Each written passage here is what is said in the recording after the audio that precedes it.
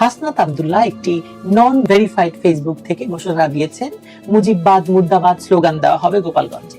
IPhone Alam ঘোষণা দিয়েছে March two Gopalganj. আসলে মার্চ টু গোপালগঞ্জ নয়, মব টু গোপালগঞ্জ। এই যে মব সিপি মার্চ টু গোপালগঞ্জের ডাক দিয়ে আসলে সরকারের সঙ্গে আমেরিকার যে গোপন নন ডিসক্লোজার চুক্তি স্বাক্ষরিত হতে যাচ্ছে তা থেকে জনগণের দৃষ্টি সরানোর উদ্দেশ্য। সেনাবাহিনী পুলিশ দাঁড়িয়ে দাঁড়িয়ে দেখেছে একদল সন্ত্রাসী জড়ো হয়ে দেশের ঐতিহাসিক স্থাপনা ভাঙছে। আরেকজন আওয়ামী লীগ নেতার বাসায় গ্রেফতার করতে গেলে তাকে না পেয়ে তার স্ত্রীকে গ্রেফতার করেছে। আমার মনে হয় এবারকার মতো আওয়ামী লীগ তাদের সর্বোচ্চ ধৈর্য এবং সহনশীলতা দেখাবে এবং দেশবাসীর সামনে প্রমাণ করবে যে তারা রাষ্ট্রকে গোল্লায় যেতে দিতে চায় না, বরং তারা রাষ্ট্র বিনির্মাণের একনিষ্ঠ। জুলাই সন্ত্রাসের শীর্ষ সন্ত্রাসীরা তাদের ফেসবুকে ঘোষণা দিয়েছে মার্চ টু গোপালগঞ্জ। এতদিন দেশের অন্যান্য জায়গায় দেশ গড়তে জুলাই পদযাত্রার মতো নিরীহ নাম থাকলেও কেন ভোলার পরপরই গোপালগঞ্জের দিকে যাত্রার আগে এই সন্ত্রাসীরা মার্চ টু গোপালগঞ্জ বলছে? তার কারণ শুধু এটি শেখ হাসিনার নিজের জেলা বলে নয়, আরেক কারণ এখানেই জাতির পিতা বঙ্গবন্ধু শেখ মুজিবুর রহমানের সমাধিস্থল। জুলাই সন্ত্রাসের মাধ্যমে 5 অগস্ট ক্ষমতা দখলের পর থেকে তাদের উদ্দেশ্য ছিল বঙ্গবন্ধুকে বাংলাদেশ থেকে মুছে ফেলা। তারা সেই উদ্দেশ্যে দেশের সকল জায়গায় থাকা বঙ্গবন্ধুর ভাস্কর্য ভেঙে ফেলেছে। তারপর ভেকু নিয়ে গেছে ধানমন্ডি 32 ভাঙতে, ভেঙেওছে। সেনাবাহিনী পুলিশ দাঁড়িয়ে দাঁড়িয়ে দেখেছে একদল সন্ত্রাসী জড়ো হয়ে দেশের ঐতিহাসিক স্থাপনা ভাঙছে কিংবা আওয়ামী লীগ করে বলে তাকে পিটিয়ে মেরে ফেলছে। আওয়ামী লীগ নেতাকর্মীদের বাড়িতে আগুন দিচ্ছে। তারা একসঙ্গে প্রধান উপদেষ্টার বাসভবনের সামনে জড়ো হয়ে আওয়ামী লীগ নিষিদ্ধের দাবি জানানো মাত্র রাত দুপুরে বৈঠক বসিয়ে আওয়ামী লীগ নিষিদ্ধ করা হয়েছে। এভাবেই তো সারা দেশে মব গঠন করে, মব উস্কে দিয়ে, নতুন রাজনৈতিক দল গঠন করে তাদেরকে মাঠে ছেড়ে দিয়ে ডক্টর ইউনূস একটি মবের রাজত্ব কায়েম করেছেন। আমি তাদের নাম দিচ্ছি এখন মব সিপি। মব সিপি বলাটা খুব যুক্তিযুক্ত মনে হয়। এতদিন দেশের অন্যান্য জায়গায় পদযাত্রা নাম ধরলেও গোপালগঞ্জের ক্ষেত্রে তারা মার্চ টু গোপালগঞ্জ নাম দিয়েছে, সেহেতু আপনারাও নিঃসন্দেহে এদেরকে বলতে পারেন যে মব টু গোপালগঞ্জ। আসলে মার্চ টু গোপালগঞ্জ নয়, মব টু গোপালগঞ্জ, অথবা সরকারের প্রোপাগান্ডা সচিবের ভাষায় প্রেসার গ্রুপ টু গোপালগঞ্জ।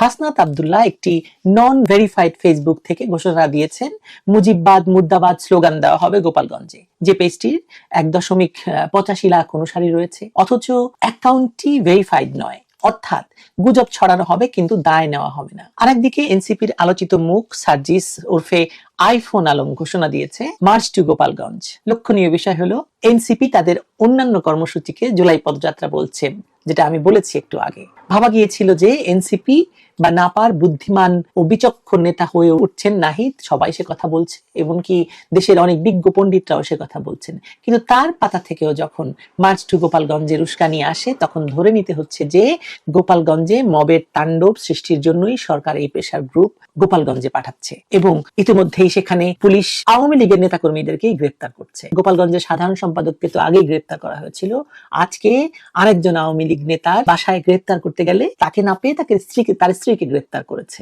এর পেছনে কারণ কি বলে মনে করেন? মানে পুলিশ তাদেরকে সহযোগিতা করছে না এবং কার ভরসায় তারা গোপালগঞ্জ যাচ্ছে? সরকার তাদেরকে কেন গোপালগঞ্জ পাঠাচ্ছে? কেন এখনই তাদেরকে থামাচ্ছে না গোপালগঞ্জে এই তাণ্ডব সৃষ্টি থেকে? কেন সেনাবাহিনী তাদেরকে সহযোগিতা করছে? এই প্রশ্ন তো উঠছে। বঙ্গবন্ধুর সমাধি আক্রমণ করবে তারা, মানে এটাই তো লক্ষ্য। তাছাড়াও আমার মনে আরেকটি কারণ আছে, তাহলে এই যে মব সিপি মার্চ টু গোপালগঞ্জের ডাক দিয়ে আসলে সরকারের সঙ্গে আমেরিকার যে গোপন নন ডিসক্লোজার চুক্তি স্বাক্ষরিত হতে যাচ্ছে তা থেকে জনগণের দৃষ্টি সরানোর উদ্দেশ্য। কারণ সরকারের উপদেষ্টা বলছেন যে এই চুক্তি নাকি জনসম্মুখে প্রকাশ করা যাবে না। তার মানে হচ্ছে এই মব সিপিদের উদ্দেশ্য গোপালগঞ্জকে দিয়ে সেদিক থেকে মানুষের দৃষ্টিটা সরানো। বাংলাদেশ যে আমেরিকার কাছে বিক্রি হয়ে গেল, বাংলাদেশের গার্মেন্টস সেক্টর যে ধ্বংস হয়ে গেল, বাংলাদেশের রপ্তানি সেক্টর যে ধ্বংস হয়ে গেল, এবং তার বিনিময়ে আবার উল্টো বাংলাদেশকে অযৌক্তিক চুক্তি করতে হচ্ছে যে চুক্তি জনগণের সামনে প্রকাশ করা যাবে না, সেটাও এই গোপালগঞ্জ আক্রমণের ভেতর দিয়ে মানুষকে ভুলিয়ে দেওয়া হলো। মজার ব্যাপার হলো এতদিন ধরে বিশেষ করে ধানমন্ডি 32 ভাঙার সময়ও এই মব সিপির সঙ্গে বিএনপি, জামায়াত, এবি, হিজবুতি সকলেই সংশ্লিষ্ট ছিল। এদের মধ্যে বিএনপি নেতাকর্মীদের সংখ্যা সবচেয়ে বেশি ছিল বলে ধরে নেওয়া যায়। কিন্তু বিগত কিছুদিন ধরে বিএনপির সঙ্গে জামায়াত, এবি, এনসিপির যে ক্ষমতার সম্পর্কে টানাপোড়েন চলছে, তাতে যদি বিএনপি এই মার্চ টু গোপালগঞ্জের ডাকে সমর্থন না দেয়, তাহলে মব সিপির এই গর্জন নিমিষেই পরিণত হবে মৃদু চিৎকার। এটা আমার আশা। কিন্তু হাসনাত, সার্জিস, নাহিদের মিলিত সুরের পেছনে তো নিশ্চয়ই কোনো না কোনো পক্ষের ইন্ধন আছে। জামাত থাকবে, থাকতেই হবে, কারণ তাদের বহুদিনের শখ দেশের ক্ষমতা দখল করে মুক্তিযুদ্ধের সঙ্গে যাদেরই নাম জড়িত তাদেরকে ধ্বংস করতে হবে। সেই হিসাবে বঙ্গবন্ধু তো জাতির পিতা, পাকিস্তানের নাম্বার 1 এনিমি। ৭১-এর পরাজয়ের বদলা তার কবরের উপর হলেও নিতে হবে, এটা তো আমরা সকলেই জানি, জানি না? মার্চ টু গোপালগঞ্জে নিশ্চিতভাবেই তাই পাকিস্তানি গোয়েন্দা সংস্থার অংশগ্রহণ থাকবে জেল থেকে ছাড়া পাওয়া এবং দেশের ভিতরকার বাকি জঙ্গিদেরও। আরেকটি কারণে মানে মার্চ টু গোপালগঞ্জের ঘোষণা হতে পারে, সন্ত্রাসীরা যদি গোপালগঞ্জে হামলা করতে যায় তাহলে নিশ্চয়ই জনমানুষ বাধা দেবে, সাধারণ জনগণ বাধা দেবে, এবং জনগণের হাতে তাদের কারো কেউ আহত নিহত হলেও আশ্চর্য হবেন না। তাদের পদযাত্রা যে এতদিন ধরে কোনো প্রকার কোনো রকমের সাড়া দিতে পারেনি, কোনো মিডিয়া অ্যাটেনশন পায়নি, এই কারণে তারা গোপালগঞ্জে গিয়ে যদি মারধর খেতে পারে তাহলে স্বৈরাচারের দোসরদের হাতে জুলাই চেতনার যোদ্ধারা মার খাচ্ছে, এটা দেখিয়ে আর কিছু না হোক জনগণের সিম্প্যাথি আদায় হবে। এই সন্ত্রাসীদের উদ্দেশ্য এটা হলেও আশ্চর্যের কিছু হওয়ার নেই, কারণ হচ্ছে তাদের তো আসলে কোনো উপায় নেই, আর তাদেরকে এখন টিকে থাকতে হলে এসব মববাজি, এসব ভয়ঙ্কর আক্রমণ ঘটানো ছাড়া তাদের আর কোনো উপায় নেই। গুজব যাই ছড়ানো হোক না কেন, বাস্তবতা হলো টুঙ্গিপাড়া শুধু একটি বাড়ি নয়, এটি বাংলাদেশের অস্তিত্বের প্রতীকও বটে।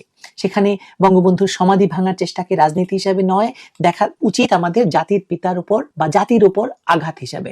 এমনও তো হতে পারে এই হামলাকে কেন্দ্র করে সেখানে কারো লাশ ফেলতে চাইছে এই সন্ত্রাসীরা, যে কথা আমি একটু আগে বললাম। বিগত জুলাইতে যেমন রাষ্ট্র দখলের জন্য তাদের লাশের প্রয়োজন পড়েছিল, তেমনি এখনো এই 1 বছর ধরে হাজারো হাজারো লাশ ফেলেও তাদের লাশের ক্ষুধা মেটেনি। তারা এবার নিজেদের কারো লাশ ফেলে দিতে চায়। কে হতে পারে সেটা? আমি তো মনে করছি যে এদের ভিতরে যে গন্ডগোল আছে, সেই গন্ডগোলের কারণে কেউ একজন কারো লাশ ফেলে দিতে চাইছে এখানে। কে জানে হাসনাত সার্জিসের, না সার্জিদ হাসনাতের, নাকি সবাই মিলে নাহিদের। কারণ এখন যদি এদের কারো লাশ না ফেলা হয় তাহলে বাংলাদেশে এদের জনপ্রিয়তা শেষ, এদের রাজনীতি শেষ। এটাও একটা কারণ হতে পারে। গোপালগঞ্জে সেটা হলে তাদের জন্য খুব ভালো হয়, তাদের রাজনীতি আসলে জনগণের সমর্থনের পানি পড়া পাবে এই লাশের মাধ্যমে। এমন কিছু হলে তারা রাজনীতিতে তাদের জন্য নতুন ইমোশন যুক্ত করতে পারবে বলে মনে হয়। গোপালগঞ্জ জেলাকে শুধু একটি জেলা হিসেবে দেখলে হবে না। বঙ্গবন্ধু শেখ মুজিবুর রহমান এই জেলার সন্তান, আওয়ামী লীগের পরিচয়ের শেকড়ও এখানে পতিত। এখানে কিছু হলে আওয়ামী লীগ বসে থাকবে না, তারা শুরু করবে প্রতি আঘাত, এটা তো স্বাভাবিক। আর সেটাই চাইছে এই মব সিপির গুন্ডা দল, কারণ তাদের রাজনীতি নেই, তাদের শান্তির দূতকে বাংলাদেশকে তুলে দিতে হচ্ছে বিদেশিদের কাছে। জনগণ এসব বোঝে এবং যে কারণে ফুসে ওঠার আগেই তাদেরকে আরেক দিকে ব্যস্ত রাখার জন্যই হঠাৎ এই মার্চ টু গোপালগঞ্জের ডাক। ডক্টর ইউনূস যদি এটা না থামান তাহলে ডক্টর ইউনূসের ক্ষমতাও টলে উঠবে, টলে উঠেছে আসলে। সে কারণে তিনিও চাইছেন এই গোপালগঞ্জকে দিয়ে আবার ফিরে আসতে। কারণ হচ্ছে বিএনপি তার পাশে নেই বলে মনে হচ্ছে। বিএনপি গত 2-3 দিন যে আন্দোলন শুরু করেছে বা যেভাবে রাস্তায় নেমেছে তাতে মনে হচ্ছে বিএনপিকে আর মাঠ থেকে ওঠানো যাবে না যতদিন পর্যন্ত না ডক্টর ইউনূস ক্ষমতা ছেড়ে নির্বাচন দেন। সুতরাং এখন তো নির্বাচনটা ঠেকাতে হবে, সুতরাং গোপালগঞ্জ ছাড়া তাদের কাছে তার কিছু নেই নির্বাচন ঠেকানোর মতো। আমার মনে হয় এবারকার মতো আওয়ামী লীগ তাদের সর্বোচ্চ ধৈর্য এবং সহনশীলতা দেখাবে এবং দেশবাসীর সামনে প্রমাণ করবে যে তারা রাষ্ট্রকে গোল্লায় যেতে দিতে চায় না, বরং তারা রাষ্ট্র বিনির্মাণের একনিষ্ঠ। তারা এই মব সিপি গুন্ডাদের উস্কানিতে কোনো প্রকার উত্তেজনা দেখাবে না, শান্ত থাকবে এবং তাদেরকে মার্চ টু গোপালগঞ্জের ফায়দা তুলতে দেবে না। দেশটা যে কারো বাপের না, তারা এই স্লোগান দিচ্ছে, আসলেই তো দেশটা কারো বাপের না। কারণ হচ্ছে তারা তো স্লোগান দিচ্ছে, আমার বাবা তোমার বাবা রাজাকার রাজাকার, আমার দাদা তোমার দাদা রাজাকার রাজাকার। অবশ্যই তাদের বাপ দাদাদের দেশ বাংলাদেশ নয়, তারা এদেশের নয়। বঙ্গবন্ধুর বাংলাদেশকে তো তাদের দরকার নেই, বা বঙ্গবন্ধুর বাংলাদেশ তাদের হবার নয়, ফলে তারা এই স্লোগান দেবে না তো কারা দেবে?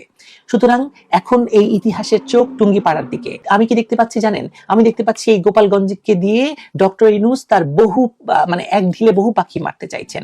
ধানমন্ডি 32 ভাঙার পরে আওয়ামী লীগ নিষিদ্ধ করেছেন, এখন এই টুঙ্গিপাড়া আক্রমণ বা গোপালগঞ্জকে আক্রমণের ভেতর দিয়ে নির্বাচন বানচাল করে ক্ষমতায় থাকাটাই তার উদ্দেশ্য। সুতরাং তিনি ছেড়ে দিয়েছেন লোভী মাকড়সার মতো। ছোটবেলায় গল্প পড়েছিলেন না, লোভী মাকড়সা, এক মাকড়সা মা তার সন্তানদেরকে মানে কোমরে দড়ি বেঁধে প্রত্যেকের হাতে দড়ি দিয়ে খাবার কুড়াতে পাঠায় এবং তারপরে বলে দেয় যে যে যখন খাবার পাবে সে তখন দড়ি ধরে টান দেবে। ডক্টর ইউনূসও তার এই ভয়াবহ মাকড়সার মতো বিষাক্ত মাকড়সাদের বাংলাদেশের গোপালগঞ্জে পাঠিয়েছে, সেখান থেকে তারা দড়ি ধরে টান দেবে ক্ষমতায় টিকে থাকার জন্য। কিন্তু লোভী মাকড়সার অবস্থা কি হয়েছিল জানেন তো? একসাথে সকল ছেলে মেয়ে দড়ি ধরে টান দিয়েছিল খাবার পেয়ে এবং লোভী মাকড়সা সেই দড়ির টানে মারা গিয়েছিল। দড়ি ধরে মারো টান, ইউনূস হবে খান খান। গোপালগঞ্জের পরেই আমরা তা দেখতে পাবো, আশা করি। দর্শক, সম্পূর্ণ ভিডিওটি দেখলেন, আশা করি বিষয়টি বুঝতে পেরেছেন। এ নিয়ে আপনার গুরুত্বপূর্ণ মন্তব্যটি অবশ্যই কমেন্ট বক্সে জানিয়ে দিবেন। ধন্যবাদ।